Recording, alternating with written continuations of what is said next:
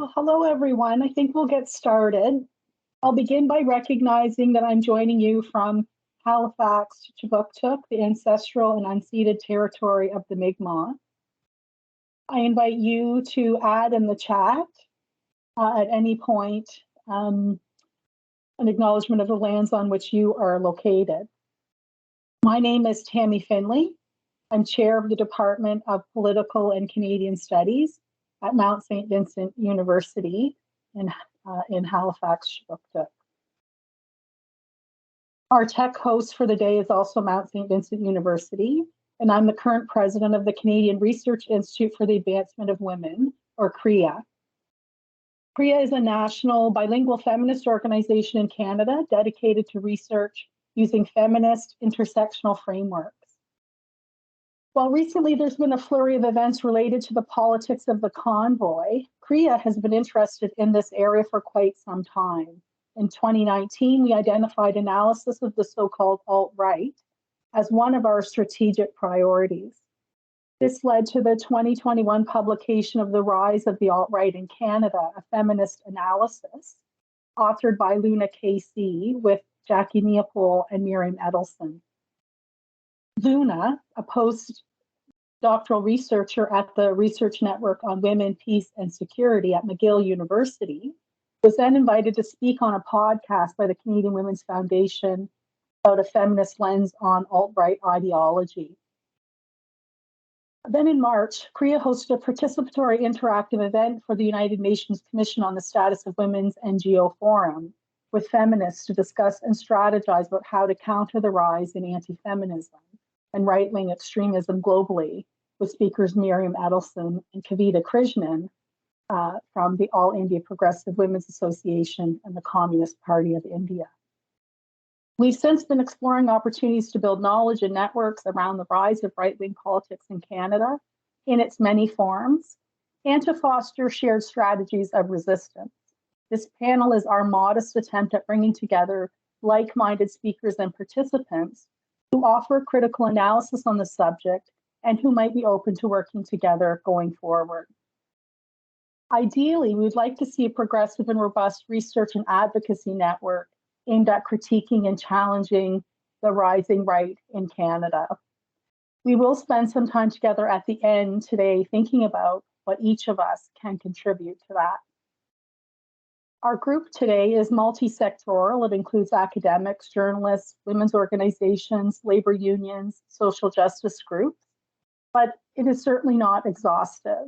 We're hoping that this event provides an initial gathering place to identify potential areas of commonality and strategic collaboration, and a foundation upon which to build.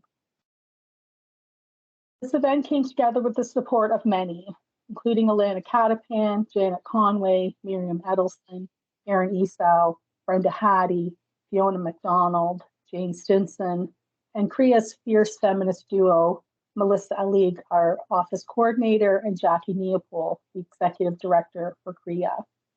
And thank you as well to Patrick Leonard, our tech whiz for today. It will unfold as follows. I'll briefly introduce each panelist before they speak. I'll pose two sets of questions to each speaker, and they will respond for about 10 minutes. I was asked to be very strict with the time, so I will give a 2-minute warning, but we will all try our best to stick to the 10-minute time frame. After we hear from all of the speakers, there'll be an opportunity for questions and comments among the panelists and from the audience.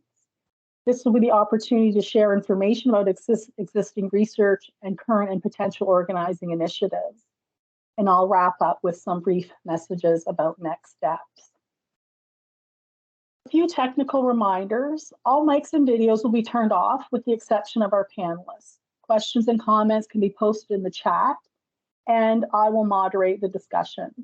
Please help us to keep the dialogue respectful and productive.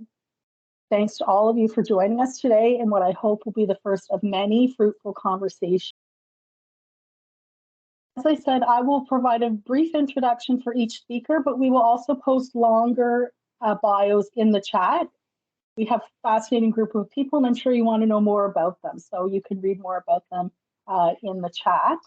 So we are going to start with Barbara Perry, who's a researcher of right-wing extremism in Canada from Ontario Tech University. And I have two questions that Barbara's going to try to address for us. The first is, how do we define the extreme right and distinguish it from the broader ecosystem of the right? And second, how does the extreme right present itself in the Canadian context, and how and why is this a threat? Thank you, Barbara. Great, thank you. Thank you for the invitation and for the honor of being gathered with the just a great panel. And I'm seeing some of the attendees as well, and really grateful to have you all with us here. So 10 minutes, you want me to answer those questions, which occupy most of my time. I think the first place to start is, yeah, we talk about right-wing extremism, but I think increasingly it's very difficult to untangle the mainstream from the extreme. That we're really seeing a blurring of those lines from the right, if you will, in that so many of even the sort of mainstream political narratives that we're hearing resonate to some extent with the narratives of the far right in not just in Canada, but you know, in many of our Western partners in particular. And I think that's really important to recognize. And interestingly, public opinion polls show that in fact that's something that the general public recognizes as well, acknowledging, you know, in the order of 35% or so of respondents suggesting that, yeah, it is more acceptable to express the kinds of things that we might have thought, racist comments, anti-Semitic comments, misogynistic comments that 5 years ago even, we would never have thought of uttering, but now people seem to feel enabled and emboldened to make those sorts of statements. But I think when we're talking about the extreme right specifically, we really are talking about narratives that are inherently exclusionary, they're inherently reactionary. The intent and the sort of core message is the need to reverse any rights gains or any progress that we've made in recent years around advances for previously and currently, I should say, marginalized communities. So there's this great fear, this great sense of threat posed to white men in particular by feminism, by women's increasing strength and capacity, by advances made by racialized communities, BIPOC communities, and also by immigration patterns, for example. So all of these are distilled in this notion of the Great Replacement. So you remember in Charlottesville, you will not replace us, the Jews will not replace us. And that really is, a rallying cry for much of the movement and expresses that fear. And I think the extremism is also tends to be manifest in much more aggressive posturing in some parts of the movement, and a greater likelihood of engaging or promoting violence. So the second question, how does the far right present itself in Canada? Again, that's sort of a loaded question or a trick question, because I would argue also that there's not just one version of the far right, globally or in Canada. That is that there is this diffusion almost of the movement. Now, when we first started looking at this very closely in the early 2010s, we were really emphasizing then the very traditional white supremacist, neo-Nazi, skinhead groups. We've still got some of them, there's still remnants of that, but we're seeing now, a greater specificity, I think, within the movement, in that we've got the accelerationist arm, we've got those who call themselves the alt-right. We've got a misogynistic arm, an anti-Muslim arm, specifically anti-Semitic, the Patriots and Militia movement, conspiracy theories. Again, conspiracy theories and anti-authority movements sort of span the left-right spectrum, but there is a particular version within the far right. So I think it's really important to recognize that as well. That it is a very disparate movement. There are ties that bind I think, having said that, in terms of some of the narratives that I mentioned earlier on, right? That need to exclude either physically or politically or socially, to minimize the power, to silence those communities that are perceived as a threat. So I think the way that that's expressed across the movement really differs, from pillar, if you will, that I just mentioned, those pillars that I just mentioned, from group to group and even individual to individual in some respects.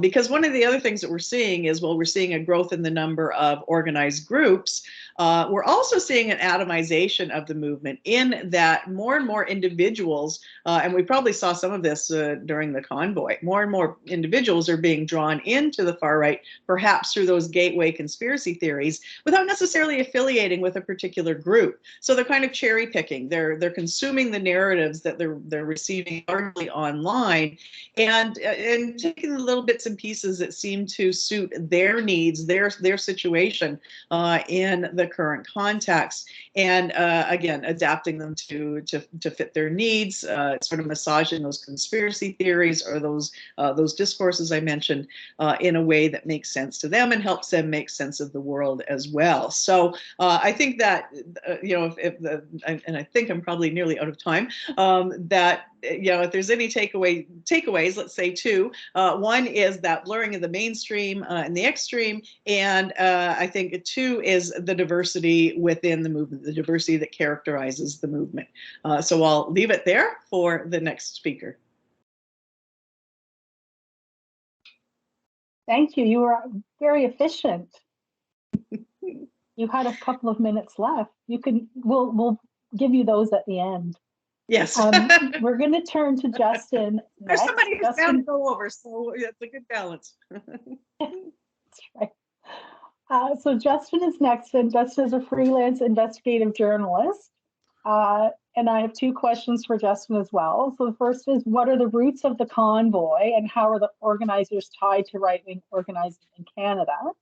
And second, what threats does this movement pose moving forward? Thanks, Justin. Yeah, thanks for having me. I appreciate it. So two very distinct pieces of that, right? So let's talk about what actually led to the convoy itself, the actual ideological and sort of extremist roots that sort of led to something like 12,000 people driving, flying, taking buses to the capital, and which led to several thousand of them occupying the Ottawa for the better part of 4 weeks. It has been a long time coming, right? And it has been a byproduct of at least a decade of kind of conspiracy thinking, emerging extremism, but also just 2 years throughout the pandemic of an emerging distrust in government, in public health authorities, in politicians, in government, in systems kind of writ large, the media as well. And it has been kind of the perfect embodiment of all of the problems that some of us have been talking about for all that time, and frankly have been ignored to some degree. Over the past several years, you have seen emerging networks that have said that, of course, COVID-19 is not real, that public health is covering up the true causes of these deaths or overstating the deaths attributed to COVID-19, that the government has lied to us about the safety and efficacy of vaccines, that there is something more dangerous and nefarious afoot. And it has been a slowly metastasizing problem. It began with this idea that governments are just lying to you, but it has morphed into this idea that it is an international effort to eviscerate our rights, to install a one world totalitarian government, to microchip the population, to sterilize the population. It has kind of attached itself to long-standing conspiracy theories and extremist movements. As Barbara mentioned, the white replacement theory, has become an integral part of this. The idea that the COVID-19 vaccines are being used to destroy the white population is a commonly held belief in these circles. The idea that this one world socialist government is on the horizon borrows heavily from the patriot movement of the 1990s. Borrows from the anti-Semitic fervor against George Soros, and has sort of reimagined itself with a new target of the World Economic Forum. And its leader Klaus Schwab. There is a kind of a sovereign citizen, free man in the land movement element to this. There have been repeated efforts by folks who have bought into these conspiracy theories to say that they are no longer governed by public health orders, that they reject the constitutionality of some of these laws and therefore don't have to abide by them. There is increasing alignment with QAnon, with this allegation of a deep state sort of running everything.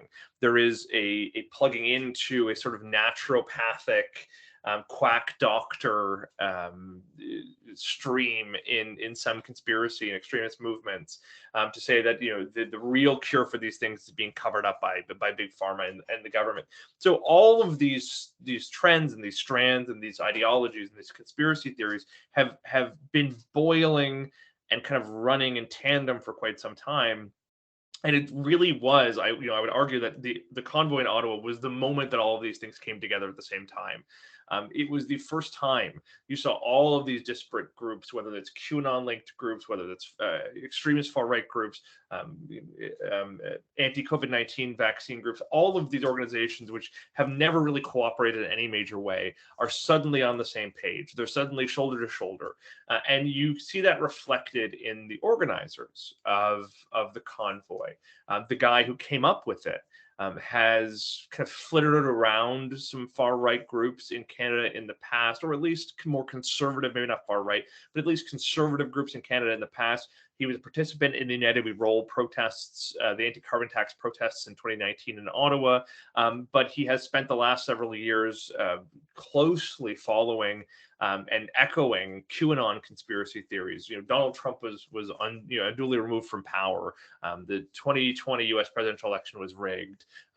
Justin Trudeau is a treasonous traitor to the country, so on and so forth. He linked up with folks like Pat King, who has been involved in far-right, Western separatist, white replacement theory groups and movements for quite some time. They connected with Benjamin Ditchter and Thomas Quiggin, two conspiracy theorists who have peddled this World Economic Forum conspiracy theory for the past couple of years, and who have promoted and really driven Islamophobic conspiracies alleging that the Muslim Brotherhood has infiltrated and infected every major Muslim organization in the country, and that represents something deeply nefarious. You've seen other organizations that are more of the militia kind of vein, like Diagolon, which has ties to the group that were arrested in Alberta and charged with plotting to kill a number of our CMP officers. You saw groups that have peddled just the most insane types of COVID-19 misinformation, like Action for Canada, which is alleged that Bill Gates is microchipping the population to enable a sort of Chinese-style social credit system. The fact that you have this really disparate group of organizers representing very disparate ideological and conspiratorial movements suddenly working in tandem represents something really novel. We don't see this very often.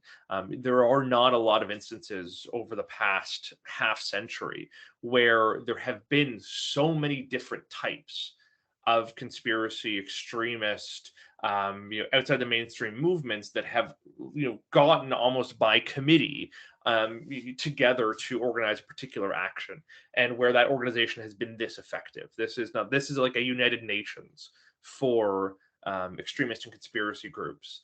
And I don't think this will be the end of it. I think very clearly they have now realized the power of numbers and the sort of organizing appeal of getting all of these, individually small groups together in a massive show of force. It has become clear how effective this is.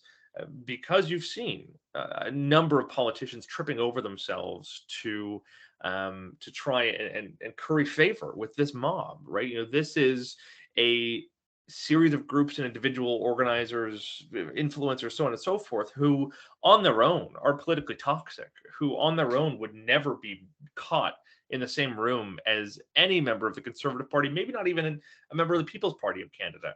Never mind, other more major, American politicians. But because they have shown themselves capable of bringing out upwards of 10,000 people, because they've shown themselves capable of organizing massive solidarity rallies across the country, because they've proven themselves capable of building listservs and social media networks capable of attracting hundreds of thousands of individuals, if not millions, and because they've shown themselves capable of fundraising tens of millions of dollars in especially untraceable or less traceable donations like Bitcoin, suddenly there are politicians who are willing to sort of ignore some of the rougher edges and some of the more extreme beliefs, and aligned with them. You've seen this from Pierre Poilievre to Ted Cruz and a whole bunch of folks in between. There has been an increased appetite to participate in sort of convoy-linked organizations or rallies.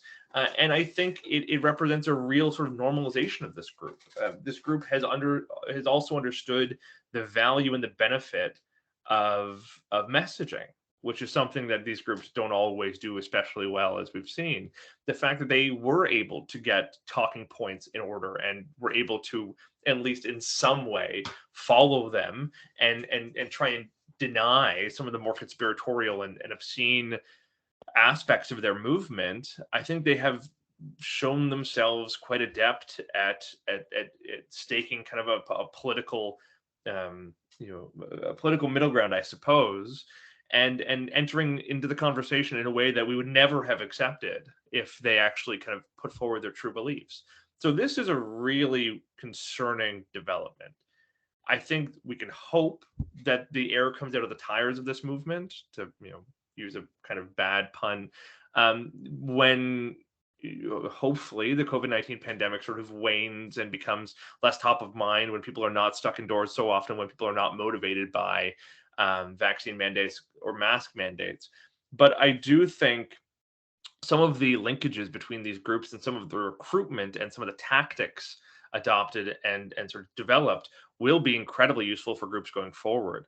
A group like Diagolon, which is kind of by its very nature extremist and militia oriented, and is kind of a vehicle for and everything from Holocaust denial to anti-LGBTQ organizing.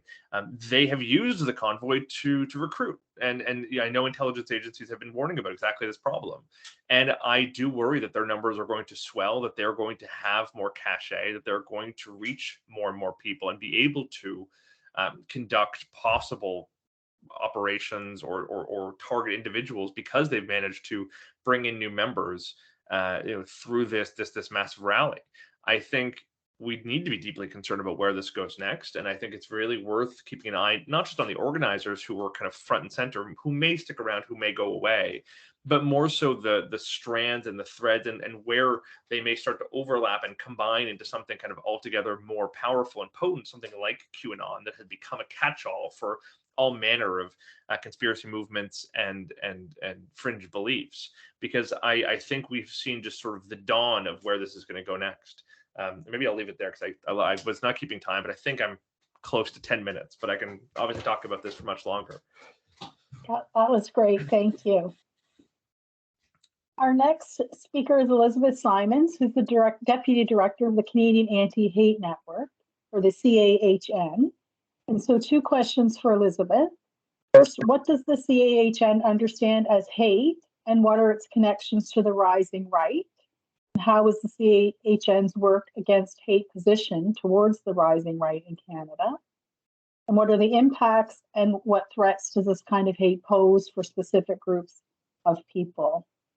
There's probably more than 2 questions in there, but thank you so much for having us. We really appreciate it. So hi, I'm Elizabeth. So yeah, there's a lot to unpack there, and this is definitely more than a 10-minute answer. It's under 10 minutes, but we can talk about it in a lot more depth. So this is a short time frame. But so what we understand as hate, I mean, it's fairly simple. There is a legal definition of hate, which is discrimination based on color, race, religion, national or ethnic origin, age, sex, sexual orientation, gender identity, expression, mental or physical disability. So we know that there's a legal definition. There's also specific criteria that need to be met to determine when messages or posts online cross the threshold to be considered a breach of the criminal code. So that's very useful in determining legal recourse and determining when hate charges should be laid, but it doesn't touch on the human aspect of it. The fact is that there are real victims of hate, and it's pervasive and harmful for those affected communities. And what really kind of underscored that recently was the data from the 2019 General Social Survey. So in the GSS from 2019, there were 223,000 self-reported hate incidents and crimes. We know that 23% of hate crimes in the last 10 years were committed by young white men and boys aged 12 to 17. However, we also know that self-reported incidents dwarf police-reported incidents. So police only report forward 1% of hate crime data compared to what's actually self-reported on the GSS. We also know that it's risen since 2019. So that number is much fewer than what we know it to be now. Hate crimes have jumped 37% since the pandemic, with a large increase aimed at Asian communities and people. As Justin mentioned, we've seen both mainstream and fringe politicians and entire parties such as the PPC play to their increasing base of COVID conspiracy theorists and hate mongers. And they've gone as far as to defend actions like the Ottawa occupation and other, attempted occupations, such as the 2019 Yellow Vest Convoy United We Roll. So the rise of far-right populism is tied directly to the rise in hate. However, it leads to an increase in virtually every other type of hate, because far-right populism and what we've seen in the convoy and what we've seen in the COVID conspiracy movement is not the only type of hate that's on the rise. We know that there's an increase in anti-trans organizing, hate-promoting content creation, racist attacks, flyering, postering, and we've even seen networks that we haven't seen in public in years, like the Vinland Hammerskins. They got new life from the rise in hate, and they're now using it to recruit under a new means of fitness clubs from coast to coast. It's also transnational and needs to be examined as such, so it doesn't stop at the border. The networks are increasingly collaborating with each other and learning from each other. The threat is less so the formal hate groups that we were familiar with 5 years ago, and more so now the network. A good example is the neo-Nazi accelerationist group Atomwaffen, which came out of the fascist forum Iron March. Now, even though Atomwaffen, the group, has dissolved, the network remains, creating a disparate and more difficult to track threat. In terms of our work being positioned against the rising right, our focus is the far right because that's where the threat is. We don't really talk about everyday conservatives. Our work focuses on the threat of the far right, which seeks to rewrite what it means to be Canadian and which seeks to remove the equity-seeking groups that it targets. The people that adherents of the hateful far right believe don't fit their narrow view of being Canadian, and that's often through violent means. The most obvious impact is the increase in online hate, which of course is pervasive. It's a barrier to the free expression and democratic participation for Canadians who are part of equity-deserving groups. It's often criminal, but has not been sufficiently addressed by large online platforms and definitely not by the criminal justice system. Online hate leads directly to offline and in-person harassment, violence, and terrorist attacks. Since the start of COVID-19 and the corresponding and fallacious anti-Chinese rhetoric, nearly 1 in 3 Chinese Canadians have reported being physically attacked. Incel and Islamophobic ideologies have been responsible for several terrorist attacks in Canada, claiming over 21 lives. Efforts by large platforms like Facebook and Twitter to curb online hate have been hugely insufficient.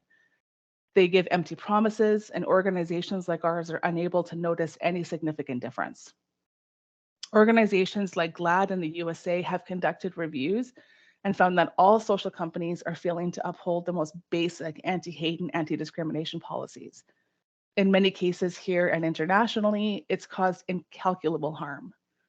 They are capable of and must harness the algorithms to detect and remove hate speech and the users who spread it, but they just lack the will and the drive to do so because it will affect their bottom line. The impacts are not just injuries from violent attacks spurred on by online hate and conspiracy theories. The Chinese Canadian National Council Toronto chapter and Project 1907 released a report last month which shows that there was a 47% increase in racist attacks on Asian Canadians in the second year of the pandemic. There is a serious threat to mental health, feelings of personal identity, and on the community as a whole. The rise of hate has to be treated as a public health crisis, but in tandem, we need to implement public policy that takes online hate seriously and holds platforms accountable in a meaningful way. And we also need to empower, support, and bolster community defense measures, which don't rely on a broken police system and encourages communities to confront it.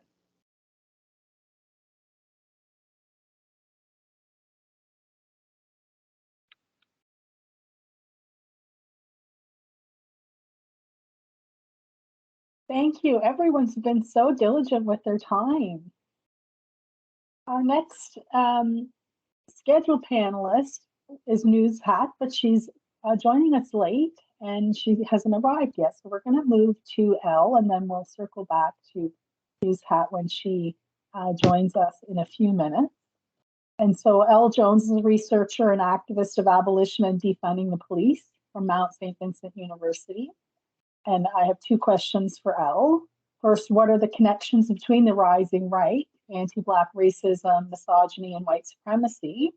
And second, what threats does this pose for movements of anti-racism and social justice? Thank you. So actually, to answer the first question, I'm going to show a recent ad. So can we pull that up? So this is an ad from Eggard Watches.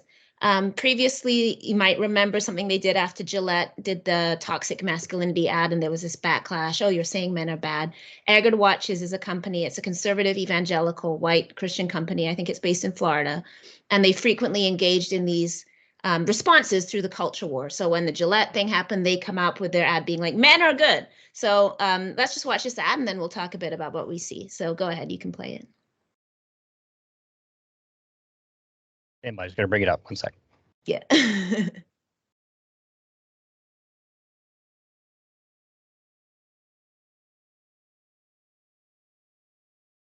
While we're waiting, I'll just briefly say that one thing I wanted to expand on that Justin had said was it's also interesting that so many of the conspiracies that, you know, particularly white groups will take as impingements on their freedoms are things that actually happen to Indigenous or Black people. So they're going to sterilize us. Indigenous women are actually being sterilized in this country. I've frequently pointed out that the same people who are so angry about mandates and freedom are often the very same people who harass and attack and invalidate us for speaking about racial profiling, carding, street checks, whatever we want to call it, right? So it's also very notable that the word freedom itself exists in a frame that, I'll stop talking because now the ad's on. Okay, go ahead.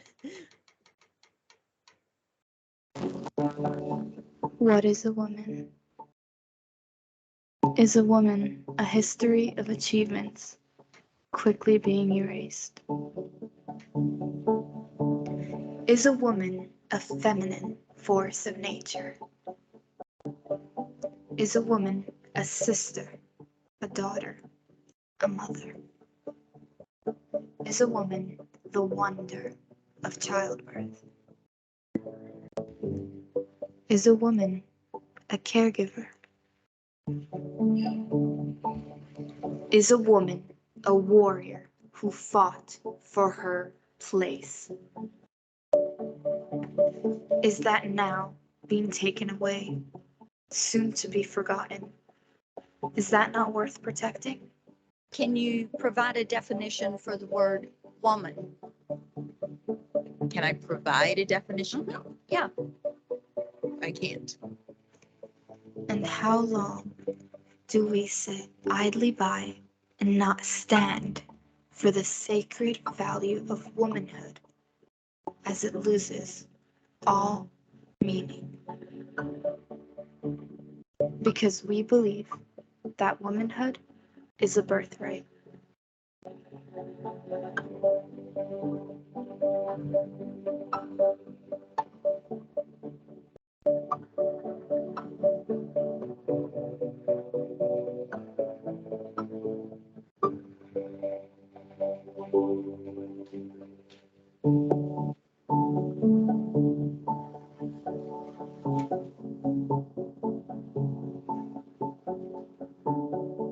you can actually purchase a necklace that says woman is a birthright, should you wish. So this ad is the perfect confluence of what we're really talking about, right? The centerpiece of this ad, of course, is the confirmation of Justice Ketanji Brown, right? And so we have a white woman questioning a black woman saying, what is a woman? Which is this gotcha question being asked. And of course, this is an important moment in black women's history that we have the first black woman affirmed to the Supreme Court of the US. So in this whole what is a woman, black women's history, this ad is directly using that moment to respond and say, what is a woman? There's a woman's history, woman's being taken away, while centering it on the attacks on a black woman made by Republicans and now being glossed in this ad as some sort of defense of womanhood rather than an attack on black women. So what's going on underneath this, of course, is the exiting of black women from womanhood, which has been since time, right? Since the enslavement of black women have always been seen as outside of the feminine, outside of womanhood, not real women, etc. Then we also notice, of course, we have the evangelical right-wing, white Christian language. So birthright in particular, which very much calls the quiverful movement to mind, you know, this idea of giving birth and carrying on the white race.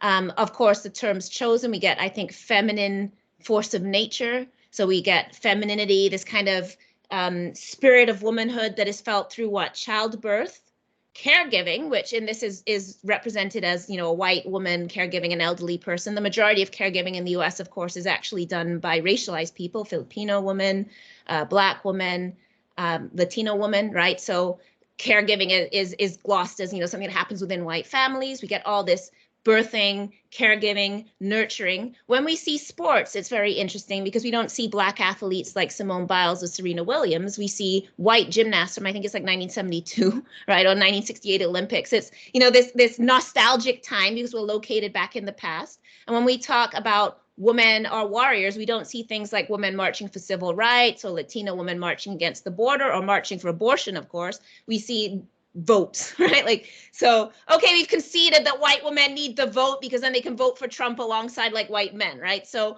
everything is located in a nostalgic past, AKA where we didn't have black rights, where there was no civil rights, so we didn't have gay people like pushing for their rights, where womanhood, white womanhood, could be affirmed in the household as a place of nurturing, right? And then of course, also using transphobia, so all these like, oh, you can't say woman anymore, you're a birthing person, they've taken women from you, and look, all these trans women are attacking women all over the place. So we have this confluence of transphobia, anti-feminism, racism, homophobia. We don't see, for example, any gender non-conforming woman. We're certainly not going to see like a butch lesbian or a lesbian couple within this ad, all affirming this very right-wing conservative idea of the sacred ideal of white womanhood, which is always underlying right-wing discourse, whether that's, of course, you know, like Aryan woman, the idea of white women giving birth. So all of this is contained in this ad. So I just think it's very instructive because it shows you, one, how much the pulse of the culture war is running through this, right? People that understand what's going on social media, they understand this popular discourse. It's immediately being put into an ad. So like,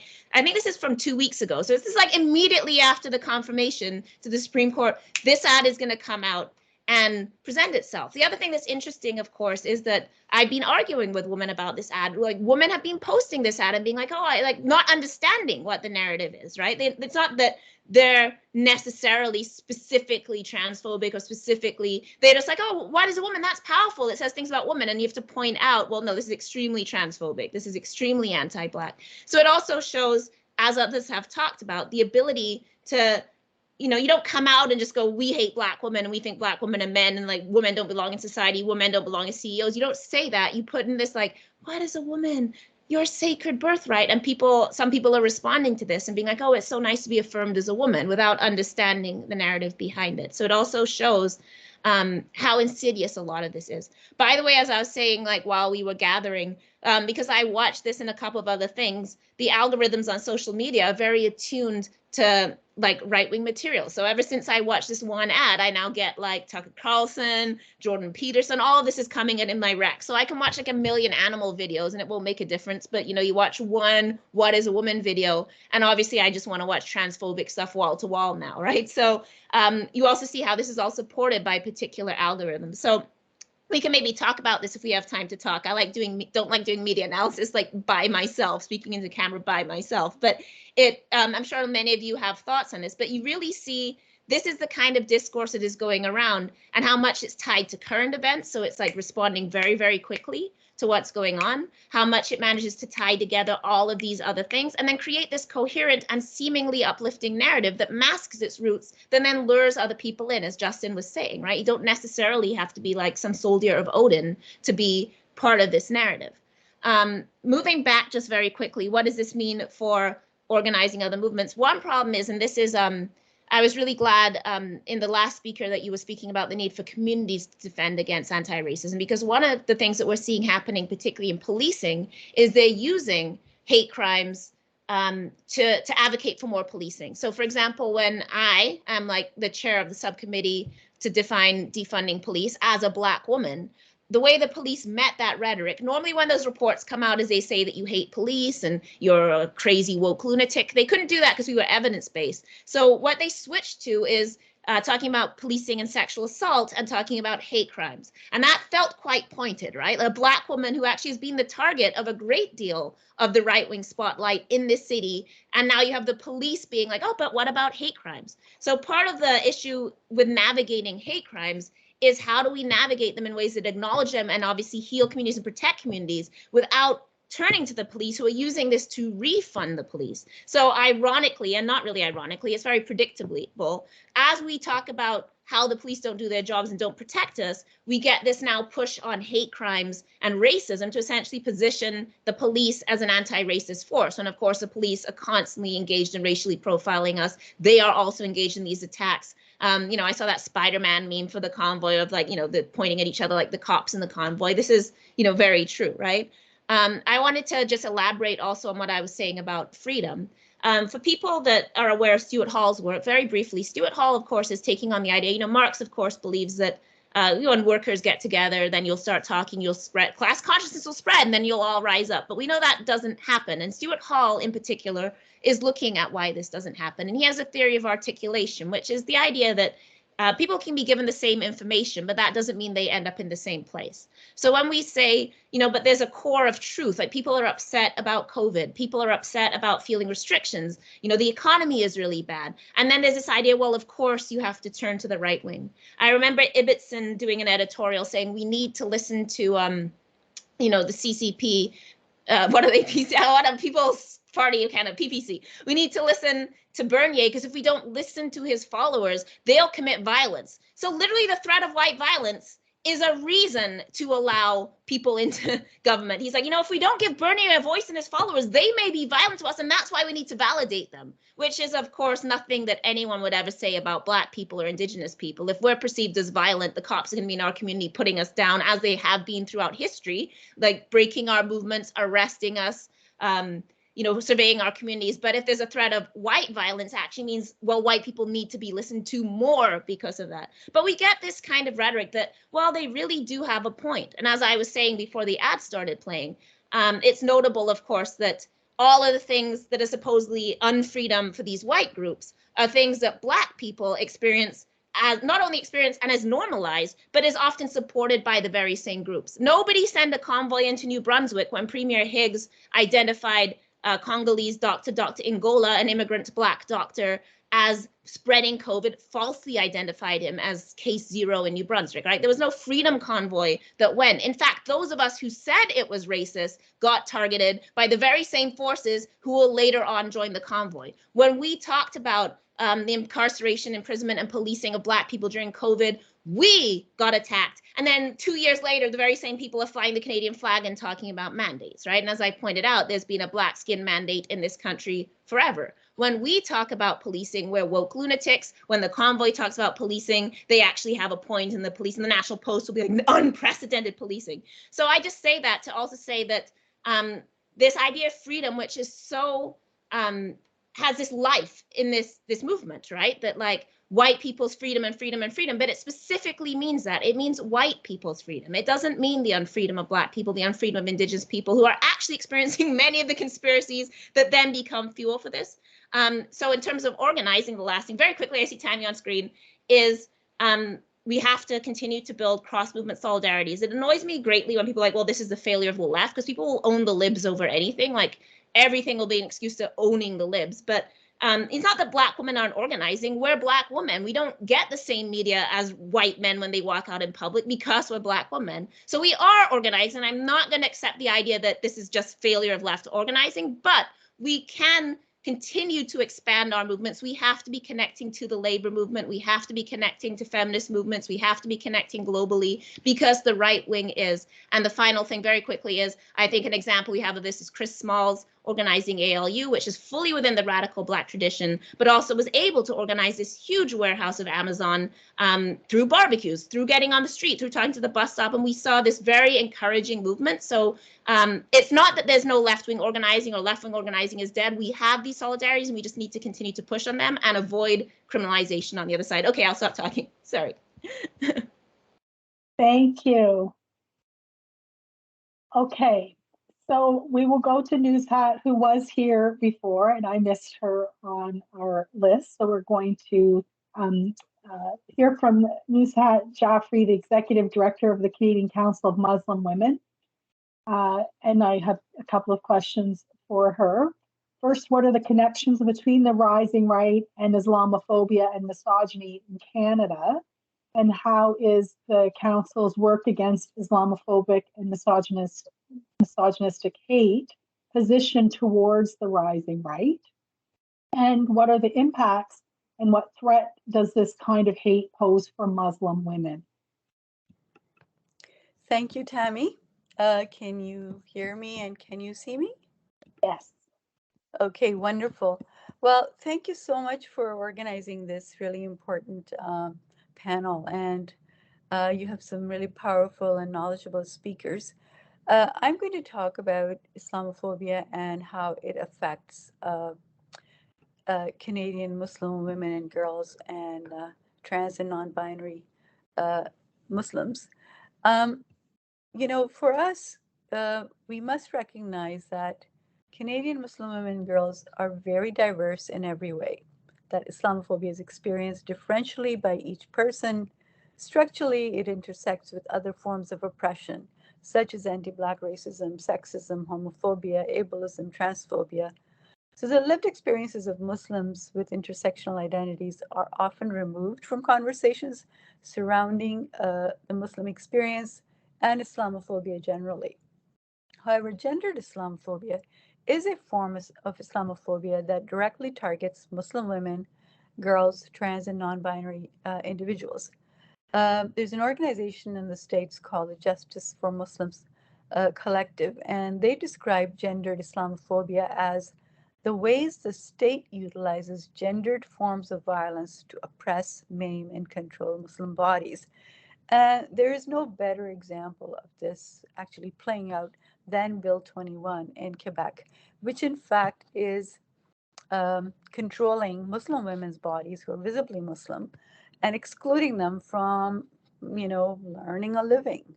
And of course, there's great support in Quebec for that law. And Islamophobia manifests itself in many, many different ways, and I'm going to explore that a little bit more. But this violence and abuse that we're seeing, you know, is not limited to state actors. Individuals and groups cut out what the state, they basically act out on what the state sanctions. So when a government passes legislation, it's giving, that's anti-Muslim or Islamophobic, it's giving license to its public to actually act out on it. And that's what we see happening. And the effect of it is most acutely felt by visibly Muslim women. So at the core of this abuse and violence, you know, are sexism and misogyny. And we need to understand sexism as a form of social oppression that interconnects with race, religion, class, and other systems of oppression and marginalization. gender-based violence, which is what we're talking about when we talk about the hateful acts against Muslims based on Islamophobia, cannot really be properly understood without addressing inequality based on race, religion, class, ability, and other intersectional identities. So there's a whole spectrum of Islamophobic violence. And it starts with construction of Muslim women as inherently oppressed and in need of saving. You know, we've seen examples of governments going out there to save Afghan women, but we know that, in fact, you know, the oppression occurs by systems that are in place that are propagated by state actors often, both internally and externally. And then there's the construction of Muslim women as security and cultural threats who need to be monitored, controlled, and surveilled. So this whole idea that they could in fact be terrorists. And then acceptance of Islamophobic political speech and dehumanizing narratives against Muslim women and girls. They're often objectified and dehumanized in you know, the media and in political discourse. And there is a culture of impunity that flourishes, an acceptance of violence on a mass scale. And we've seen that happening over and over again. When we see, especially Black Muslim women who are visibly Muslim being assaulted constantly. We've heard news reports from Calgary and Edmonton, from Hamilton, from Toronto. These are things that happen all the time. And unfortunately, you know, Elle said, we have in our communities, we have a real issue with trusting law enforcement and reporting hate crimes and incidents because we don't feel that we're taken seriously. And unfortunately, there's underreporting, and a lot of the women, you know, experience their trauma for a very long time, in fact, probably forever. And there's also collusion between abusers and the state. So where it's acceptable for the public through state action to discriminate, to harass, to vilify Muslim women, then there is collusion. And then a lot of Muslims do end up internalizing these dominant state narratives or public narratives. And again, that causes a lot of trauma, you know, for many, many years to come. So there's verbal and psychological violence that is experienced because of this. And there's, you know, there's a tolerance for discrimination and exclusion, outright exclusion of Muslim women, and lots of microaggressions experienced daily. I experience those microaggressions myself because I don't look like a Muslim. So I get that all the time. Also, lack of prioritization as a group by community members worthy of advocating and minimizing the gendered violence Muslims experience. I've experienced this over and over again. Unfortunately, in our communities, and also when governments and other organizations reach out, they reach out to the men. They hear their voices. We are seldom heard, and they don't hear us and what our experiences are. Of course, there is physical violence that we've already talked about. There's murder. We've had murders. You know, 3 of the 4 individuals murdered in an Islamophobic attack in London were women, 3 generations of women. And of course, there's, you know, this normalization of mass dehumanizing. So you have wars, you have murders occurring, and they become part of a mass.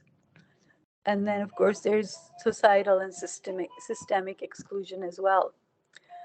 So we know that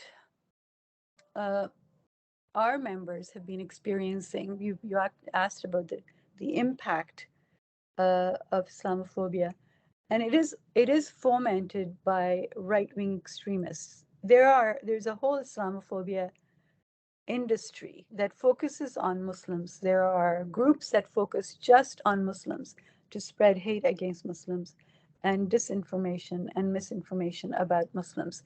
It works as a system. And the impacts have been that these three men that murdered Muslims actually were inspired by right-wing ideologies. And,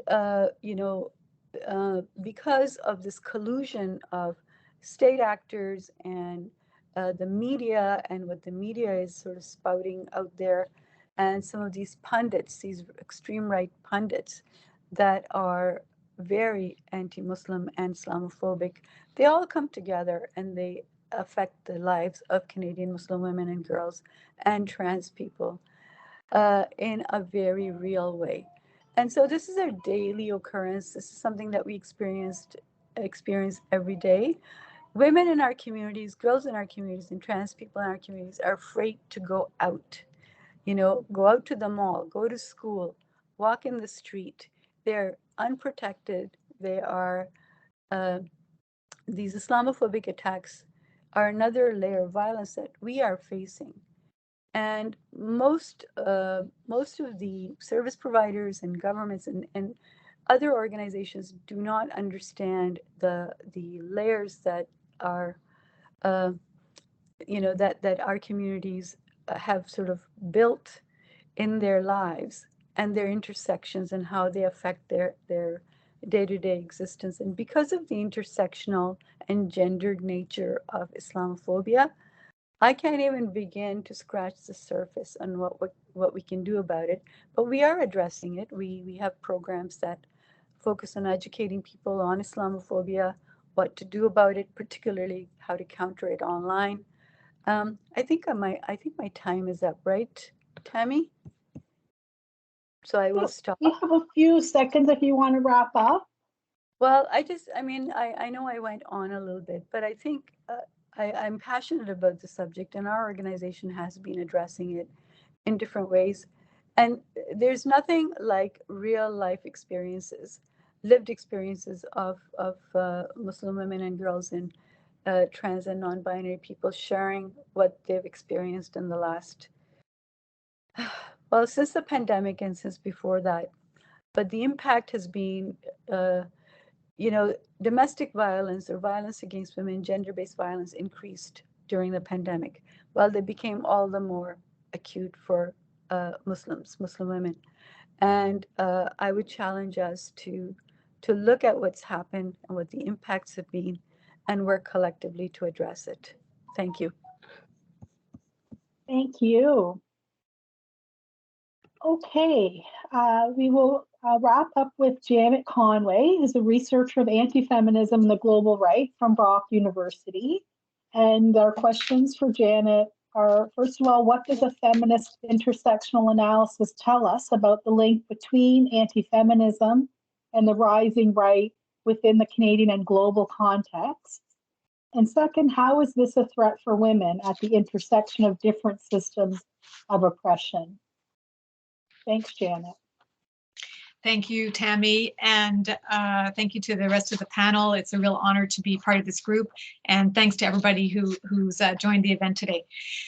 So for the last several years, like many of you, I've been troubled by the resurgence of the far right in Canada and globally, not just in the proliferation of, right-wing extremist groups and activity, the proliferation of misogyny and other hate speech online and offline and lone wolf attacks, but on the threads that link these to offline movements and to new right-wing populist parties, as well as to traditional or establishment conservative parties, and how these political parties are contesting or even forming governments in different parts of the world or becoming partners in coalition governments.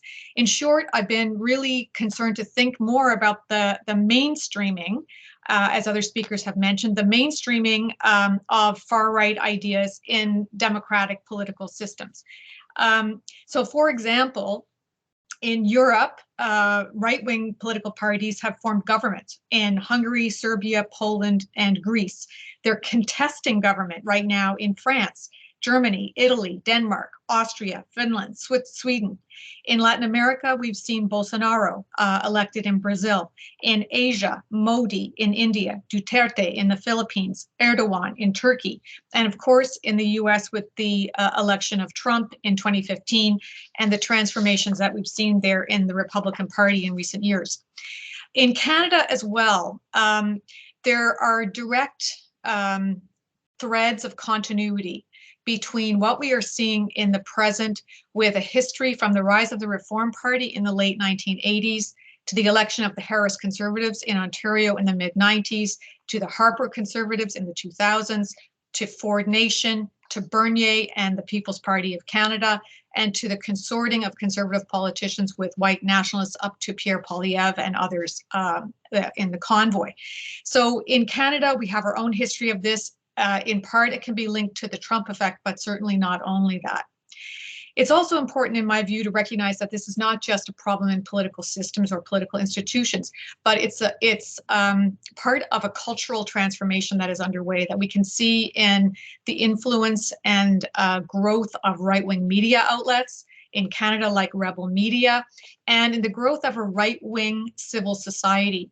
For example, in the establishment of charities like the Canadian Association for Equality, a men's rights group, in campus groups like men's rights groups and free speech groups, in right-wing think tanks like the Justice Center for Constitutional Freedom, and of course, on the religious right.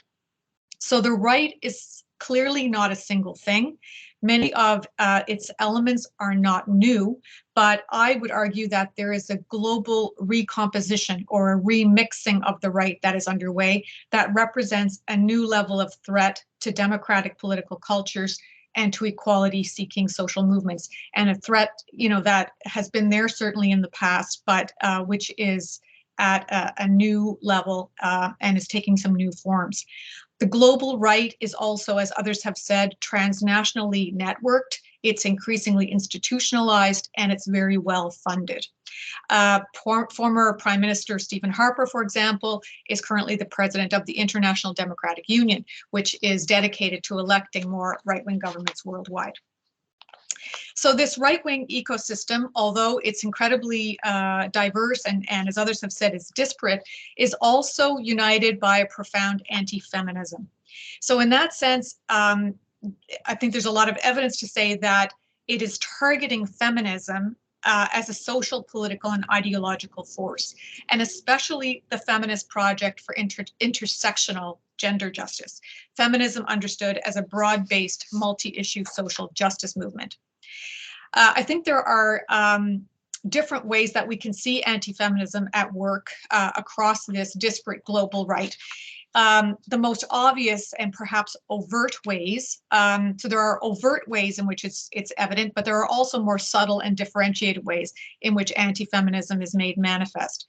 In terms of overt ways, there is evident a counter movement, or maybe plural counter movements, to roll back gender and LGBTQ equality rights. So for example, in concerted campaigns to roll back or further restrict abortion rights, as we see happening now very dramatically across the US and in a persistent, long-standing vocal minority in the Conservative Party of Canada.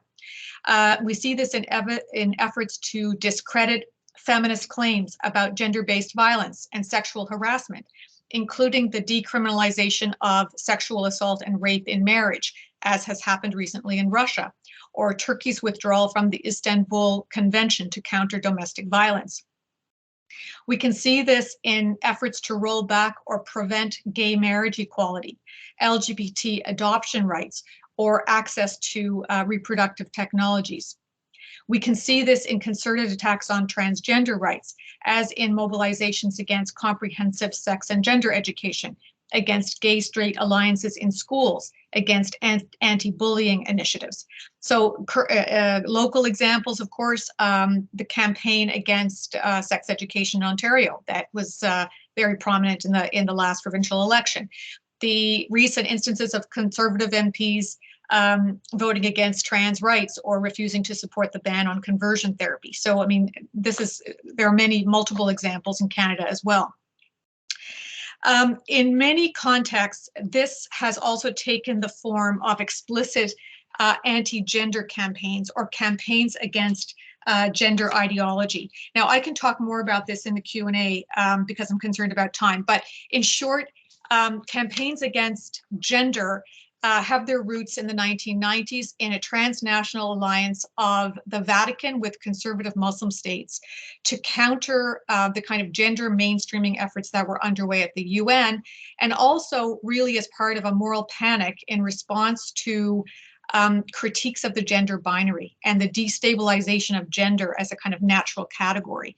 And these campaigns against gender ideology have actually influenced the outcome of national elections in many parts of the world, notably in places where the Catholic Church still has a strong institutional presence. In these kinds of anti-gender campaigns, there is a real demonization of feminism as a threat to the family, to the traditional family. And these gender campaigns or anti-gender campaigns are an effort to renaturalize the heteronormative, cis-normative, patriarchal family and its traditional gender roles and social relations. The more kind of subtle and differentiated ways, those are examples of overt ways in which anti-feminism is taking shape on the right. And however, there are also more nuanced and differential ways in which this is taking place. And this is where anti-feminism intersects more clearly with race and nation. So in many right-wing movements, there is a contemporary deployment of feminist rhetorics of care, protection, dignity, and women's equality over against those others who are constructed as threats, and who are constructed as threats to the safety of women and children, understood as white women and children of the racial majorities, threats to women's equality, or in the Canadian context, threats to Canadian values, and who are thus constituted as threats to the social order and threats to the nation. So in North American contexts, these others are particularly transgender women who are constructed as pedophiles, as threats to children, as threats to cisgender women in bathrooms. And so protection of women and the defense of right-wing movements in favor of the protection of women get mobilized against trans rights in this instance. Similarly, non-white migrant men are constituted as threats posing sexual violence against, again, native-born, predominantly white women. Muslims get constituted as threats, as carriers of regressive patriarchal cultural values, of those barbaric cultural practices, as threats to Canadian values around gender equality. So in these ways, right-wing movements are also can be seen to be deploying a certain kind of equal rights feminism over against both genderqueer feminism and also against anti-racist and multicultural feminism. So the last thing I want to say is that, and there goes my timer, is that that right-wing movements are also deploying discourses of women's equality over against women themselves, in that they're arguing that, for example, that abortion harms women, that decriminalizing sex work harms women, that wearing the hijab harms women. So they're mobilizing these discourses of harm and women's protection of women over against women themselves. There's more to say, but I'll leave it at that. I see Tammy on the screen. Great, thank you so much, Janet. There is so much to think about, so many really amazing insights here. So what we're going to do now is open it up for discussion. So just a couple of notes. The chat will be open, so you'll be able to post questions in the chat. Mics and cameras will still be disabled. I want to remind you that we are recording and that we will be saving the chat transcript, partly because we want to follow up with folks later. and we want to get a sense of the different areas of interest in this field. So we will start taking questions now, but I'll also invite all the panelists to, at any point, engage in conversation among yourselves. So if you want to ask any of your fellow panelists a question, or if you want to follow up on anything that's been said, you can have the opportunity to do that now, and I will also keep an eye on the chat.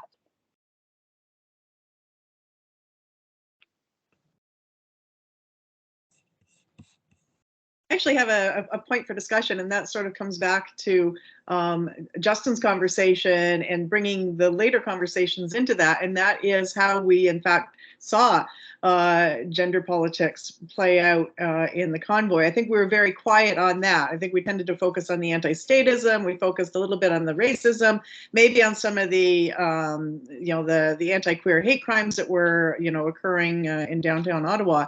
But I wonder where you see gender coming into play during the convoy and in some of the narratives that we might have heard there.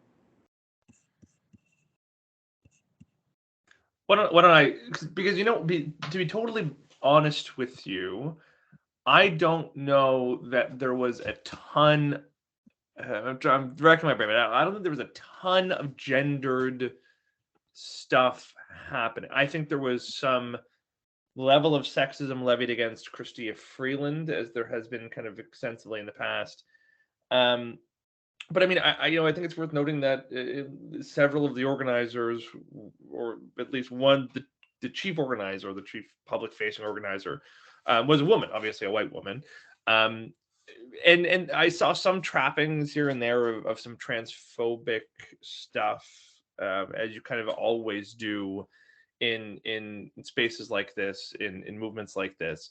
But what's really interesting to me is how you've already seen the sort of tactics deployed by the convoy adopted elsewhere and kind of put on a grander scheme. So, for starters, QAnon, which has become a really good sort of ideological framework for how a lot of these organizations and these movements spring up and sort of metastasize and grow and create their own media ecosystems.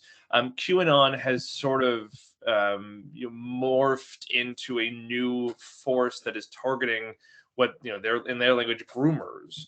Right, you've seen in recent days pickets show up outside of Disneyland. You've seen Governor Ron DeSantis now promising to revoke special economic status for Disney World based on exactly nothing, right? Based on a deeply conspiratorial, completely baseless, downright outwardly aggressively homophobic, transphobic movement that has alleged that trying to discuss sexuality or gender is akin to pedophilia, trying to keep parents out of discussions in some of those early stages is child abuse, giving trans affirming healthcare is predatory behavior, so on and so forth. All of this language has been part and parcel of what QAnon has been talking about for quite some time. But they've used, I'm not sure that it's 100% a one-to-one, the convoy is this new kind of anti-Disney movement, but at the very least, you've seen the folks, who have showed up outside of Disney realize that in-person physical protests are incredibly effective. Targeted, sort of manifestations in front of an actual building, in front of an actual space, with a very, very targeted message is incredibly effective. Actually bringing out supporters from a big geographic area kind of repeatedly is incredibly effective. They figured out some of the online channels they can use to get people out. They've figured out some of the sort of the buzzwords and whatnot, some of the euphemisms they can use to kind of paper over some of the true intentions. And I think you're going to continue seeing that. So I don't know that I wonder if I can come in here on the gendered character of the convoy as well. I think a couple of things to say. One is that right-wing movements have always mobilized women of the racial majority, and that we see that in the leadership of the convoy. We see that in the mobilization of the white family in the convoy, the bouncy castles, the women who are present, and also the gendered nature of these protests as predominantly white men. So I think that a feminist agenda and an intersectional feminist agenda has to address the masculinity that's at work here, the maleness of these movements, and also how women and mothers and women as mothers are mobilized as part of the politics of that. So to me, that's part of the gendered character of this. The other thing I want to say is that I think the attacks on Trudeau need to be analyzed as a gendered politic. That that the hatred, like the visceral vitriol that's being targeted at Trudeau, is partly because Trudeau identifies as a feminist, and that he is he's constructed as a feminized man, and that to me that calls out for a more an analysis that is tuned into the misogyny that's at work there. Yeah, absolutely.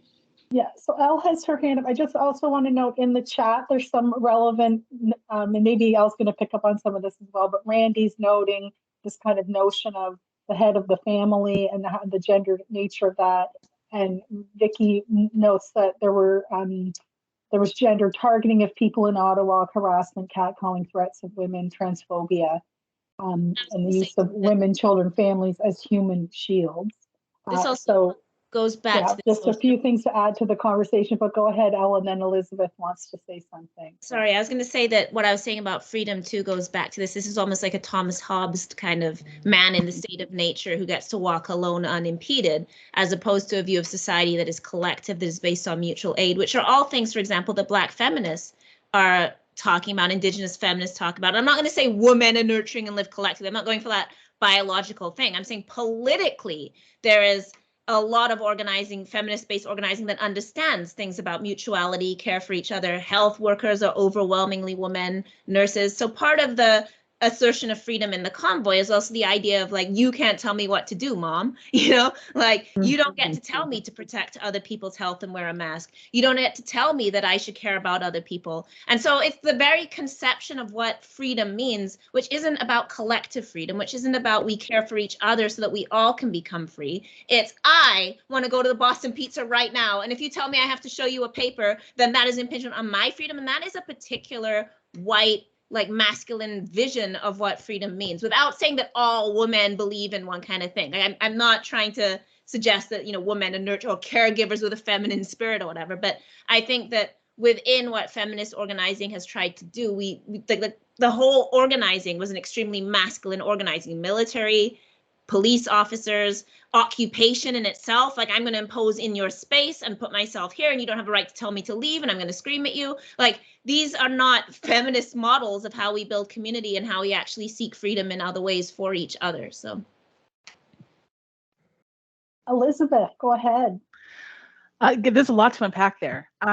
So I just also wanted to jump in and mention that beyond the convoy, the use of women beyond being historical is extremely calculated right now, particularly. Like we are seeing a large jump in things like fake feminist inspiration. That's really just white nationalism that's disguised as something else, you know?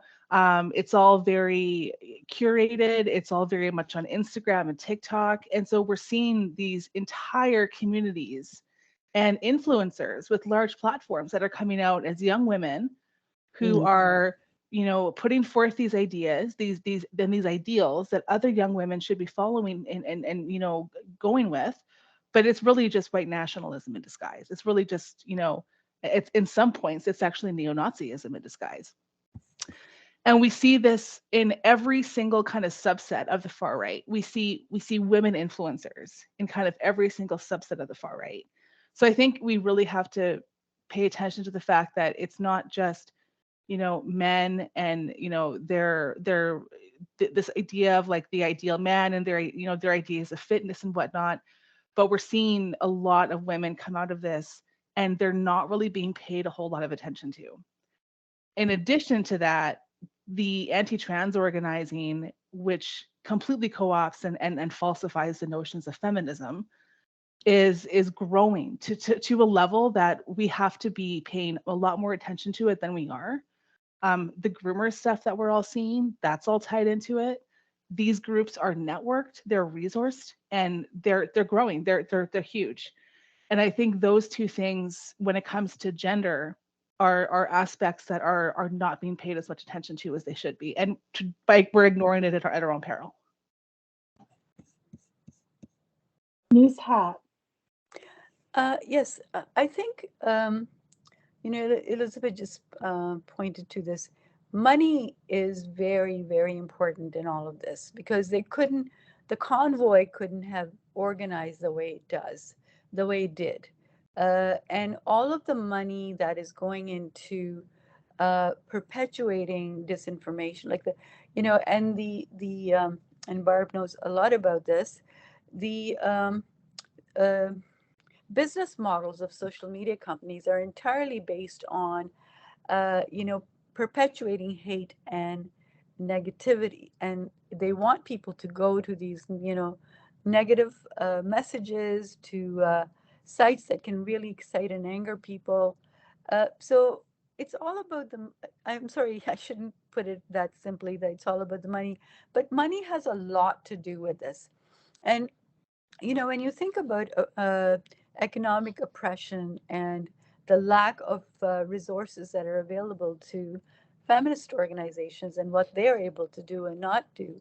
I mean, I'm sorry, I'm not going to name an organization, but there's an organization that is predominantly, dominated. So the board of directors and members, I'm sorry, I'm not knocking it. It does excellent work, necessary work, but they got tens of millions of dollars to do some really good work.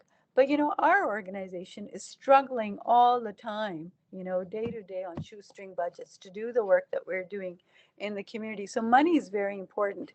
And because I mentioned the Islamophobia industry, it is an industry. It's being documented by Professor Jasmine Zine at Wilfrid Laurier University. It's planned, it's organized, it's extremely well funded and orchestrated. We could not compete with that kind of organizing. We do organize, women do organize, but it has a lot to do with the resources behind these. So, and when what's his name, Elon Musk is talking about taking over Twitter, just imagine, what that's going to do. We already know about his views. So if he gets it anyway. So I wanted to talk about the role of money in this as a very, important piece. Thank you. Thank you. We'll go to Elle, and then I'll move to some of the other questions in the chat. Yeah, just very quickly in terms of the sort of role of faux feminism in this. So you notice, for example, in the talking point about trans women raping women in prisons, what we never talk about is abolishing prisons, right? So, and the targets of this movement that really began getting like feminists into this movement or women into this movement was shelters, prisons, and sports, right? Like as very well chosen places. But when it comes to prisons, for example, so you get all this, you're letting men self-identify into women's prisons, but we don't talk about like why a woman in prison in the first place. So it becomes this very limiting narrative. And then just finally, very quickly as well, of course, the looming image of the Muslim woman in hijab is always the counter image in the West, right? That we are always protecting Muslim women from Muslim men, and we are always asserting a white supposedly liberated womanhood against the figure of the oppressed Muslim woman, right? So that is very tied into all of this as well. I'll stop talking. We can move on. Thank you, everyone. I'm going to go to Meredith Ralston's question. She's cutting right to the chase. How do we counter all of this? And I'm going to add Jackie Smith's question, which I think follows on that. What thoughts do the panelists have about what progressive movements should be doing to counter these trends? What should be our organizing principles, or what can activists in particular sectors do to help neutralize the resonance of right-wing ideas and or counter the political influence these groups have? That's an easy one, right? Who wants to take a first attempt at that one? I think Nuzhat, you should talk about your work at CCIW. I think there's so much incredible grassroots work going on there. Yeah, I can talk about it. It's a small effort. because like I said, we don't have the millions of dollars to do what we're doing. But with the, the grant from Canadian Heritage, we've launched 2 different social media campaigns. One was #DeleteRacism, which was our first campaign, which was basically messages and images created by a wonderful artist in our community, and it ran for about 10 weeks, and that was in 2019. Then we did another one. It features stories, so real life experiences of Canadian Muslim women and queer Muslim women, Black Muslim, well, all of the intersections, Black Muslim women, who tell their stories firsthand about what happened to them, what the incident was, and how they have been, what the trauma was, and how they're trying to come out of it. It's a series of 15 videos. They're available on our daretobeaware.ca website that you can use, view, and use them for education purposes. We also have been delivering anti-Islamophobia and countering cyber hate workshops. Barb was involved in helping us with our countering cyber hate workshop because she is the expert on the topic that I know of. And so she worked with us in developing the content and doing train the trainers. And we have trained now, Barb, you'd be happy to hear, we have trained over 3,000 people across Canada on these modules. And the project ended at the end of March, but guess what? The demand for these workshops is overwhelming. And I actually just did one before I came here. That's why I was late. So, our messages are getting across. People are recognizing what their, prejudices were about Muslims. They're recognizing the stereotypes that they held when they attend our workshops and have said so in our workshops. So we're doing that. It's, like I said, it's a small effort, but we want to focus on young people. That's going to be our next target audience. Young people, because these 3 young men that murdered the 10 people were young men. They were inspired online. So we do want to focus on that. I can talk a lot more about this, but I let the others speak. But if you're interested in, I'm just going to put the website in the chat for you to visit. Okay, thanks. Excellent. Elizabeth. I think what there were, sorry, I'm just jumping in. I'm going to put my hand up this time. Go ahead. No, Barb, go ahead. I can go after you. Okay, thanks. Because I just wanted to sort of follow up on what Nuzhat had said, because I think the 2 important priorities for those programs, and I think for a lot of activism, is capacity building within affected communities. So we often think about how do we push back, but I think we also have to think about, how do we build the capacity within communities to empower themselves. So there's that, the capacity building, the empowerment, but also I think the enhanced awareness, which is so important. I think the other thing, and this is something that you mentioned off the top, Tammy, when you referred to the makeup of this panel being multi-sectoral, and I think that is really an important starting point as well for work in this space. That these are not just criminal justice issues, so not just criminal justice responses, not even primarily, I think, is that the way to move on, but in fact to engage all sectors. And I think the labor movement right now is so important in this space because the demographic is aging, right? The demographic is middle-aged and older, and you don't get them with lectures in the classroom. So I think that those pieces, the multi-sectoral piece, is important. I also think that we have to think about local activity as at the local level, but also how that local activism, mobilization can connect with local mobilization in other communities as well, so that it becomes regional, if not national.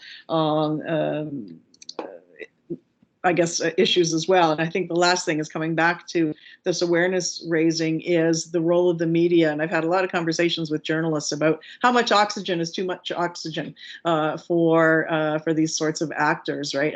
You know, do we actually fan the flames by you know, having such visible conversations? And I say, well, you know, we don't just stop with you know, sort of making folks aware that who the actors are, what the groups are, what their narratives are, but unpacking them as well. And I think this is something that the media hasn't done quite so well, and can certainly do more of, is unpacking those narratives and countering the false narratives, in fact. So I will stop there.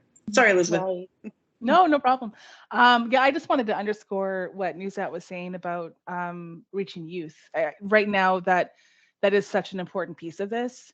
It feels like we can't go a week without another story in the media about an incident at a school, targeting other students, targeting educators.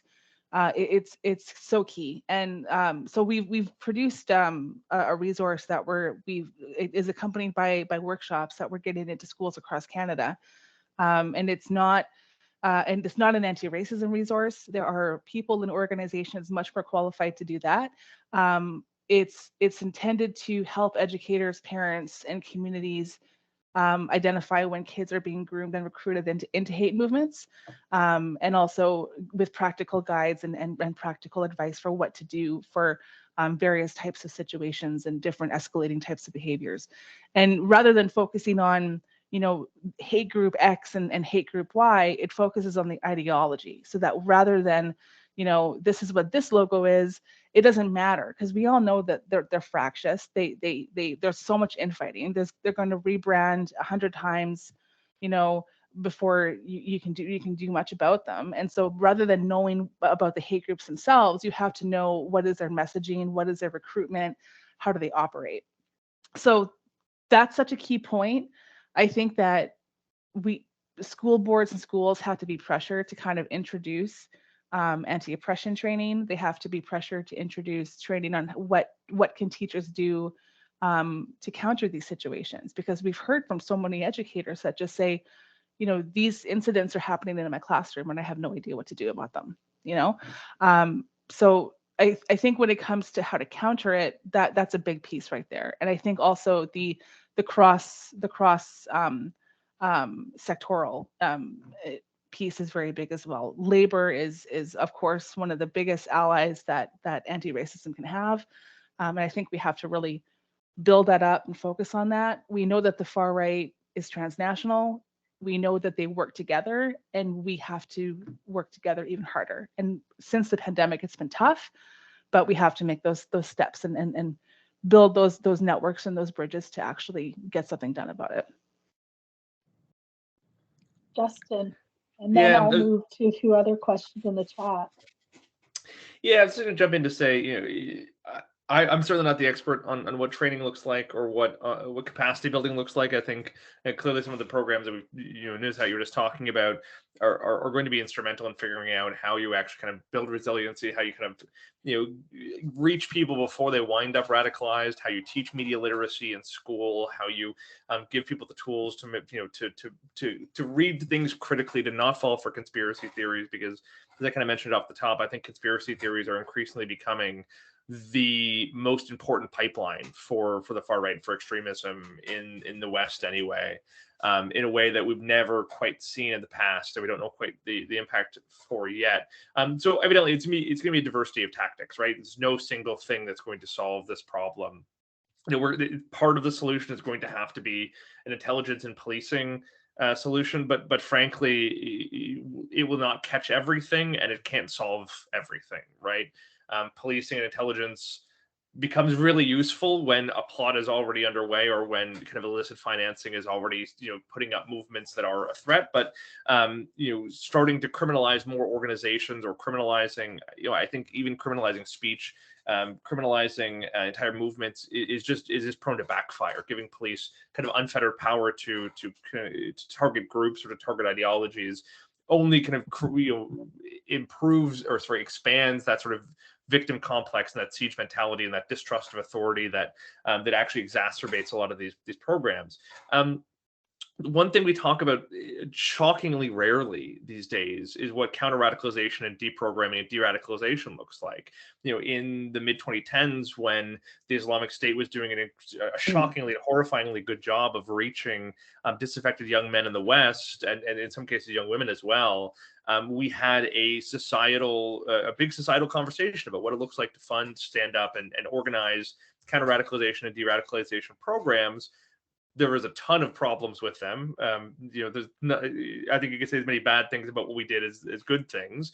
But what we should have done is taken what we learned there and actually improve on it to set up and stand up and expand those programs, or to create programs that are not religious specific, but in fact are just general radicalization specialists. And we didn't do that. We haven't done that. We're not doing that. There was not even a remotely comparable amount of money going towards those programs today as was going towards them in 2012. And you can't divorce that from the religious and racial aspects, versus the fact that it's now predominantly affecting young white men. But finally, Barbara, I really like what you said about unpacking narratives, because I think it's one thing I think about a lot. We have spent a ton of money, whether it's in the news realm, whether it's in think tanks, or whether it's from government, funding fact checks and funding debunks and all those other things that have become almost a meme amongst the far right, who find them. I've even heard from some of these people. I heard it from the convoy. I've heard it from some people who are peddling Russian propaganda these days, that as soon as they see something as a fact check, they know that the opposite is true, right? They know that if their view is being fact checked, then in fact they had it right the whole time, right? And I think that is just testament to how badly we do this stuff, right? What we need to be doing is giving people an understanding about how people come to these conspiracy theories, how they get crafted, how people fall for them, how these linkages get made, how tenuous some of those things are, because we are a population, and especially those who fall for these conspiracy theories, are a population who sees linkages and assumes causality, right? And it's one of the most powerful things behind a lot of these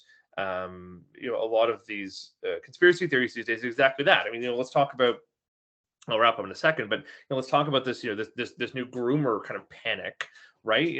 There has been this effort to say, well, Jeffrey Epstein was a Democrat. Democrats support trans kids, therefore pedophiles support trans kids, and that makes no sense, right? If you had to sit there and say it. But the more you can create little data points along the way, the more you can convince people that one leads to the other. And the more we can give people the understanding of how those things don't make sense, how tenuous that is, I think that we're going to be inoculated in a much more impressive way against some of these things and against some of these pathways to radicalization. Okay, I'm going to pick up on sort of two threads that were in Justin's comments, and they're also in the chat. So they're two kind of different directions, but I'll invite the panelists to talk about either or both of them. So there's a very interesting conversation going on in the chat about the religious element of the rising right. And so if you have thoughts on that, I think there are lots of folks here who'd like to hear about that. And then another theme that just came up in Justin's comments was about the role of police. And so we have a question here about the complicity of the police and military in feeding these groups who are perpetuating very racist, misogynistic, anti-Muslim and Nazi sympathies. So for the sake of time, because we really need way more time together, I'll ask if you want to talk about any of those two items. And I think, Nuzhat, you had your hand up next. Yes, so I want to pick up on what Justin was saying about the emphasis on de-radicalization and de-radicalizing, folks against extreme violence to extremism, that kind of thing. So one of the things that I have observed, and back in the 2000s and the 2010s, it was very common. You were fighting ISIS, you were de-radicalizing people against ISIS or any of those groups, whether it's Al-Shabaab or Al-Qaeda or any of those. And of course, the labeling of them and their association with Muslims and Islam can never be forgotten. Today, when they're talking about extreme right-wing ideologies, they talk about ideology. Religion is not really mentioned in how these movements are labeled, and we have to pay attention to that, because what does that do? And the way the strategies that are now being deployed to address with these ideological, right-wing extremists are very different. It's about, their psychiatric problems, or their, broken families. They're all sociological and psychological, as opposed to their religious affiliation. And it's very interesting, because all the monies that are being spent, a lot of the monies that are being spent now, is to fix these people, but fix their, their psychological and social well-being, as opposed to addressing their ideology. But when it was Muslim ideology, our emphasis was so different. Our millions of dollars were actually spent on this, to, like Justin said, a lot of ineffective work that took place that didn't really have much of an effect, or maybe it did, but I don't know about it. But I think we really do have to look at the language and how these individuals are being treated so differently.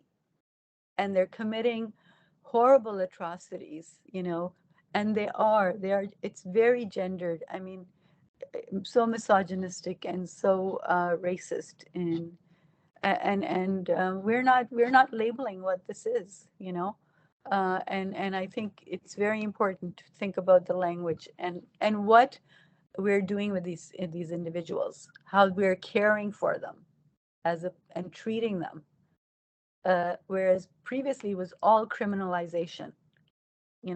I'm sorry to be so blunt, but that's how I'm seeing it. Thanks. Just to check, Elizabeth and Justin, are they new hands from your previous comment? Elizabeth, were you wanting to speak to this one? Okay. So Janet and I have a Alan, lot to say about countering violent extremism, but I don't want to take up too much space. So I did not lower my hand when I should have, so I apologize. we might need a reunion of this group. So let's hear from Al and then Janet, and then I'll do a few things to wrap up. Go ahead, Al. Keep this short, but I did want to address the policing thing, which, I could go on for hours as well. And first of all, of course, there's a not insignificant amount of police and military members are actually like official members of right-wing groups, as there's been many investigations. But of course, something that we talked about a lot with the convoy is the police exist to uphold the racial order. So when people are like, why don't the police do their jobs? They are doing their job. This is conservative white men largely. This is no threat to what the police stand for. And policing itself is a radical ideology, right? I've been saying this all along, that what is actually radical is disinvesting from public and collective structures and continually investing in punishment and policing, as we've seen over the last 40 years. That is an extremely radical social shift based on punishment, individualism, authoritarianism, and then people are upholding this idea. This is not separate, right? So, when we look at, like when we did the defunding survey, right? Like part of our project was we did 2,500 surveys, and a lot of the people who supported defunding, they would sort of on the surface say it's about crime, but when you got further into what they're saying, it's about control, discipline, power, authority, keeping people in their place. A lot of people had a lot of racist comments to make about Black people or Indigenous people or Muslim people, whatever. And they see policing as integral to that. Why a thin blue line patch is a thing? Why are the police in Calgary fighting to be able to fly a thin blue line flag and wear patches on the uniforms? That has nothing to do with keeping communities safe or stopping crime. It has to do with a particular ideology around the power of policing and their place in society. So it's not just that the police, there's active members that we can sort of single out and say, okay, well, this particular cop is a member of this group. Is the entire ideology of policing has always been based upon settler colonialism, white supremacy, patriarchy, property, capitalism, and upholding those values. So the police are never going to be our allies in fighting these things, because the cops, if you put me up against the head of the convoy, which one do you think the cops hate more? Like, it's not the person that occupied downtown Ottawa, it's the mouthy Black woman that dares to tell them about themselves, right? And I see that all the time. You see what cops are saying in their groups, how they single out Muslim people and talk about people, like when we get an eye into close cops groups, we know how racist and homophobic and sexist they are. So part of the problem is people still really want to believe in a myth of policing, that policing means something else, that there's some, maybe we're not seeing it right now, but some world, there's some mythical police that are going to be here to like defend women and like keep Black people safe. And we don't have it yet, but if we just keep reforming, maybe we'll get it. And we are never going to get it because that is not what policing is there for. So I think the sooner that we also come to like understand that the police are embedded in all of these ideologies. And that's not to say every individual officer is an active white supremacist. It's to say the institution of policing is tied to the social order, it's tied to power, and the very things that threaten a lot of these groups, like women are getting too much power, Black people are out on the street being mouthy, like Indigenous people are talking about land and keeping the oil companies out, are the exact same things that are luring people into these groups in the first place. And those are the same things that the cops are here to stop us from doing too. So the answer obviously is organize, organize, organize. Again, as people have said, we need to build those solidarities. We need to be having those conversations. I saw a lot of anarchists, like so-called anarcho-leftists that were pro-convoy, because they see it as, some people saw it as this like creating chaos and believing that these are the same people that would like vote for Trump under the idea of like, if we just create mass chaos, we can like create something new out of the rubble, right? Which doesn't happen. What we get is more authoritarianism. That's why the cops also created chaos. That's why they didn't want to police, because they wanted to create the situation where they were in crisis, and then you can bring in more cops and prove to us how much we need police, right? Cops thrive off chaos. So like, you know, but I saw a lot of so-called like left-wing anarchists support this in various reasons. So like people in our circles that have stood beside us and come to our protests and then are like suddenly a convoy person. A lot of the hippie left is into this. Don't be fooled, Black people are COVID conspiracists too. We're just not like, we're not going to go stand beside like white supremacist convoy people, but there's a lot of this in the Black community. It's not like the Black community is like against this either. So we have to be having more conversations, more organizing. And I do think we have to move out of some of the insular organizing that happens where we get very focused on sort of smaller issues. We really have to, sorry, I'm talking a long time, but just a very quick example. One thing I like about prison organizing is you get, you know, people that are coming from like abolitionist points of view, you get Black and Indigenous people coming from like that view. But you also have like, you know, some white family from like London, Ontario, whose child died in prison. Until that point, they were pro-prison, pro-authority, pro-everything. And we all have to learn to work together. And we have fights. They'll be like, why are you talking so much about Black people? My sister was white and she died. And we have to talk about that. And it's actually very important to do coalition work. And I think because of the way we're so siloed, we don't do as much of that. And we tend to be like, I want to work with the people that are my crew. But when we don't do that, there has to be some point where we're able to discuss and work together and work through the fact that the person in the labor movement may also be racist. And the person whose child died in prison may also be homophobic. And the person this, you know, and you may be anti-Indigenous. And how do we all come together? And we have to be doing that work through organizing as well. And not sort of just the minute somebody says something ableist or something racist, we're like, okay, you're out, you know, like, because that doesn't actually help us build something. So we really, within our movements, have to be working together on, without accepting oppression from each other, how do we actually productively work together and build coalitions that, without forcing people, coercing people, actually begin to build something different. So that's the hard work, and I've seen it done. Yeah, we do it in the prison world, but it's hard. And it means that people have to swallow a lot and negotiate a lot and deal with a lot of conflict. And you have to, you know, really be willing to in your space do education work as well. But it does work when we engage in it. Okay, Janet, you have the job of wrapping things up. I'll say a few things at the end, but well, go ahead. Okay, I wasn't going to try to wrap anything up, but I just wanted to address the thread around religion that you had mentioned. And that is that when we pay attention to the gender politics of the right, the religious aspects are unavoidable. Like they are so evident, right? That right-wing Catholics and evangelical Protestants have had a long-standing campaign to reassert heteronormative patriarchal power. And this converges with forms of white settler nationalism. And that we have to see those links. And in Canada, I think there's a tendency to kind of downplay or treat the religious right as if it's a fringe movement. And in fact, it's far more influential than I think we recognize. And that we have to sort of see how this feeds into discourses on the right that get stripped of their overtly religious tones, but reassert the same kinds of messages around European civilization, around attacks on Western civilization, around non-Christian others being threats to the nation, and so on. So, so just to say that, I think when we pay attention to specifically to the gendered character of the right, we see this, and this is why it's so important, I think, to this kind of intersectional conversation, because paying attention to different angles of this help us see it more fully and see these different facets that you don't necessarily see when you're looking at it just from one point of view. So that's not a wrap up. That's just a thought. Yeah, well, and the wrap up's my job, so I can't offload my responsibility onto you, Janet. So what's next? I guess that's our last bit of, and our last few minutes together. And I see there's a lot of excellent resources but that have been posted in the chat too. So I want to encourage you to take a look at all of that. I think what we've heard today is that it will take a multi-pronged repertoire of activism to confront the rising right. What CRIA as an organization can offer is our expertise in feminist intersectional analysis and our reach with feminist organizations. We can create a listserv for sharing feminist analysis and organizing efforts, and we will produce an edited version of this video that will be made publicly available with French captioning.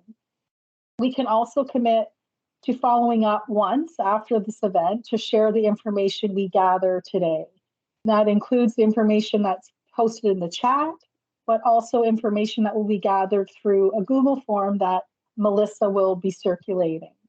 So we'd be happy to hear from you in the chat. We've already heard from many about your ideas, plans, and commitments for how you have been and might be involved in this area moving forward. I want to say thank you to all of our participants and our panelists, our fantastic panelists, and to all of those who helped to organize this event today. And we look forward to future collaborations. Thanks everyone for joining us, and we managed to do this within our time frame. Although I think we could at least have used another hour, but next time. So thank you everyone. And I know at least one of you aren't done. You have another event about this topic to go to this afternoon. So I think it shows, it speaks to how urgently people are feeling about the need for this kind of conversation. Thank you all for joining us. Thank you. Thank you for having us. Bye. Thanks, everybody. Thanks. Bye. Bye all.